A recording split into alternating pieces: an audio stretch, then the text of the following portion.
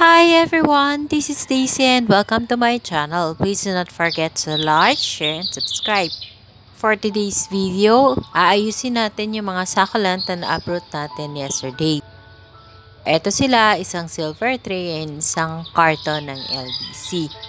So, ipapakita ko on this video kung paano ko sila tinitrim, kinakat, and tinitreat kung may mga pests. First, kapag mahaba yung stem, I usually cut the stem and then I spray alcohol. Bakit ako nag-i-spray ng alcohol? Kasi to make sure na yung pinagkatan ko is madaling mag-dry. And then, to make sure also na walang bacteria na nandoon sa may stem. And kung may mealybugs or pest, aalis sila. Ganun yung way ko ng pag-clean up ng aking mga succulent. Sabi ko nga sa inyo, most of the succulent on this tray are dehydrated. Para mag-produce na lang sila ng bagong roots, I need to cut them and hindi ko na rin isinama yung roots na dati nila kasi nga kinat natin yung stem para mag-produce din sila ng bagong roots dun sa stem na pinagkata natin. Medyo mahaba yung video natin kasi iisa-isahin natin talaga. Nabanggit ko nga sa inyo kahapon habang ina-upload natin yung mga succulents na marami tayong nakuhang luwela katulad yan. Merong stress in color, merong mahaba yung stem, merong clumping. So, iba-iba siya but most of them are dehydrated.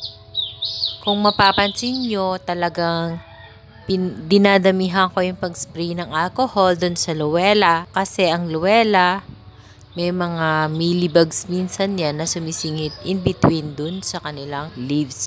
So, ang luwela kasi is one of the succulents na na-observe ko na lapitin ng mealybugs. Kasi, parang nagkikrested kasi yung mga leaves niya. So, malago. Talagang pag hindi mo napansin at naumpisa ng mealybugs yan, mahirap silang i-treat pag sa luwela.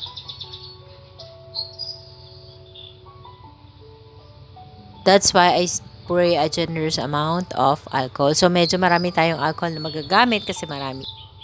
So, meron din dito mga ghosty. So, yung ghosty plant, characterized ng bluish gray yung kanyang color. Kaya lang medyo dehydrated siya. As you can see also, after I cut the stem, I also remove the lower leaves. Why? Para mag-focus siya sa pag-grow dun sa inner set o pagbibigay ng bagong leaves.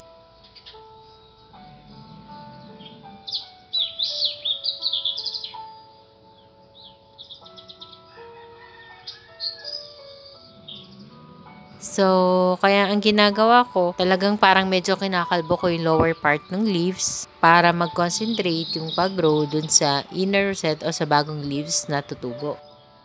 Actually, yung ghosty, nagsistem din siya na parang kahoy. If you make it into a trail, maganda rin. Kaya lang kasi yung ghosty nga, just like luwela, is prone sa mealybugs. And pag rainy season, madaling mag-stem rot yung kanilang mga stem. So, if you want to make them grow at mag-stem talaga na mahaba na mag-trail yung ghosty nyo, ilagay nyo siya sa greenhouse or sa may bubong.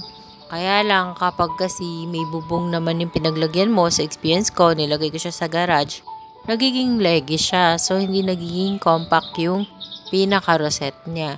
So, yun. It's your choice. It's either you put them on a rain or shine area or you can put them on a bright shaded area lang. Pero maganda ang ghosty. Mabilis din siyang mag-produce ng baby. Lalo na pag tinanggal mo yung lower leaf niya. Kung saan mo tinanggal yung lower leaf, dun tutubo yung babies. Meron pa ako sa veranda area na ghosty. So, siguro kung maraming makuha nating ghosty, pagsasamahin ko na lang sila. So, I don't have a definite plan yet kung anong gagawin ko dito sa mga succulent na to. Pero what I am sure of is gusto ko sila munang buhayin if ever na bago ko sila gamitin sa arrangement. Gusto ko muna sila ipat. Hindi ko lang alam kung pot as arrangement ipapat ko na parang arrangement ba or ipapat ko sila individually. depende din siguro kapag na-check ko kung ano yung plants na meron ako dito sa garden ko. Kasi right now, I don't have plans to buy pots kasi medyo costly din talaga ang pots, lalo na pag clay pots. And pag plastic pots naman, okay naman din, kaya lang, syempre, bibili ka pa rin, so gagastos ka pa rin. Right now, my goal is to make use of what I have here in my garden or what is left here. So, ang choice ko na lang, if it's big pot, I'll make into arrangement. So, para hindi sila ma-overwater, when I water, kailangan punuin ko yung pot. Or if I find some small pots where I can pot some of them individually, I would rather do that. Kasi gusto ko muna silang buhayin nga, palakihin, pa-healthyhin kasi since dehydrated sila.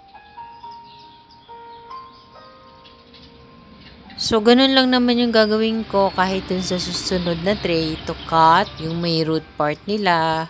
As much as possible, sinasagad ko, and then if may nakikita akong mealybug, pests, ants, so I spray lots of alcohol. Pero minsan kahit wala akong nakikitang pests or mealybugs, I spray alcohol talaga. Parang nakasanayin ko na rin yun to disinfect the succulent. And then yung laman ng tray is mostly na lang Graptopetalum mendozae.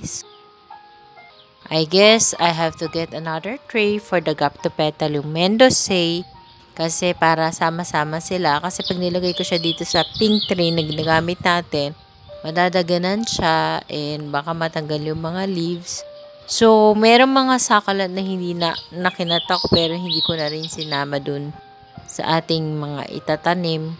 Kasi yung iba marami ng mealybugs. It's good nga na na-check ko na agad after natin silang i-uproot yesterday na after rest nila ng 24 hours, nagka-time ako na ayusin sila kasi may mga succulent na may mealybugs. So, pwede siyang lumipat dun sa ibang succulents na katabi kahit hindi sila nakapat. So, eto na. I will trim yung ating Graptopetalum mendozae. So, hindi ko pa din alam kung ipapat ko ba to sa isang pot kasi I think wala na akong clay pot. Maganda kasi ang Graptopetalum mendozae sa clay pot tapos magte-trill. Ang ganda.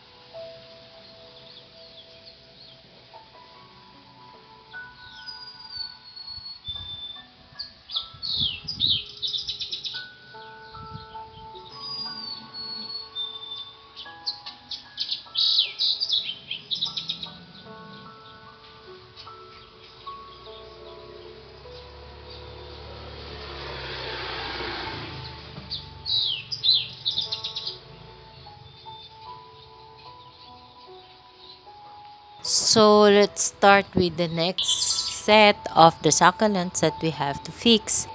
Ito naman yung nasa LBC carton. So, medyo madami pa din to. Ito is aloe. And then, ito yung Anacampsirus, I think, na super dehydrated. So, hindi ko tinanggal yung soil na nakadikit dun sa root kasi nga dehydrated siya. And then, there is this clay pot na small. Kahit ang liit na, ang dami nakatanim sa kanya. So, root bounded na. So, I don't have plan to remove the plants dun sa pot. Hayaan ko muna sila dun. Since wala pa naman akong definite plan kung ano ba talagang gagawin ko. And on this carton box, marami akong nakuhang Purple Delight. So, yung Purple Delight, kinat ko lang din yung stem, tinanggal ko yung lower leaves. Siguro yung Purple Delight, I'm planning to put it doon sa basin na ginawa ko kung napanood yung previous video ko, kasi yung mga nailagay ko doon sa basin sa harap ng aming bahay is medyo maliliit pa. Kasi yun naman galing sa mga leaf propagation ko. So, I guess I have to add big sizes. Pero, kailangan ko munang ipares, I think, yung mga Purple Delight para mag-heal yung pinagkatan ko around 2 to 3 days. So, let's see kung mag-heal ka agad, di pwede na natin siyang itusok doon. So, nakakuha din ako dito ng jade plant na dehydrated din. And, may mga Darly Sunshine din. Mayroon din akong nakuhang cactus. And then, marami din ditong, I think, Cryptopetalum myrrhinae naman ang nandito. Tapos, ito, yung myrrhinae, parang maganda siya. Parang nanghinayang akong putulin yung stem. So, hindi ko siya kinat katulad ng Cryptopetalum mendozae. Nakakuha din ako ng Tiger Aloe. Marami din ako nakakong maliliit na very tiny na pwede natin sanang ilagay o i-arrange siya. Maliit na clay pot, but the problem is wala nga clay pot sa ngayon. So, pero i-check ko din kasi nagkalat din naman yung pots ko dito. Pero ang alam ko kasi puro plastic pots na lang ang meron ako na nandito. At saka yung ginagamit ko sa gym no, na 3x3 na white square pots. So, i-check ko na lang muna bago ako Pero i-update ko naman sa inyo kapag siguro pinat ko naman yung mga succulent na nilinis natin today. Sigurado naman na i-video ko yon para maipakita sa inyo kung ano ba yung naging decision ko. Kung ipapat ko ba individually or gagawin ko siya sa arrangement. So, yun. So, ganun din yung ginawa ko dito sa box of succulents na upload natin yesterday is kinat ko yung stem, tinanggal ko yung root part, and then insprayan ko ng alcohol. Tapos yung mga hindi na maganda at tingin kong hindi na makakasurvive, hindi ko na rin sinama. So, we're almost done. Ipapakita ko na lang sa inyo yung mga nakuha natin na succulent. So, itong Cryptopetalum myrrhinae, dahil dehydrated nga, hindi ko na siya kinat. And then, sinama ko yung medyo may lupa na konti para pag tinanim ko siya sa pot, is mabubuhay siya ng mas mabilis. Kasi dehydrated na talaga yung mga leaves. So, yun nga, I feel guilty kasi medyo napabayaan ko sila. Pero, babawi naman ako this time kasi bubuhayin ko naman sila ulit. So, we're finally done. Let's have a final and closer look ng mga succulents na nalinis natin and nakuha natin from the arrangement that we have fixed yesterday. Enjoy watching!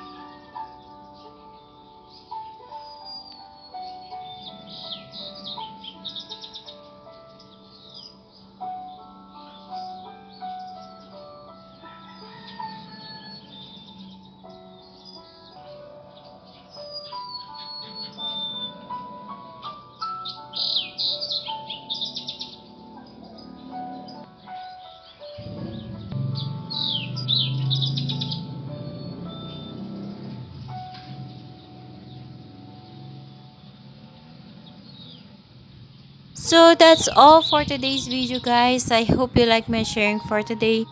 Thank you for watching. Please do not forget to subscribe and share my video to your family, friends, and relatives.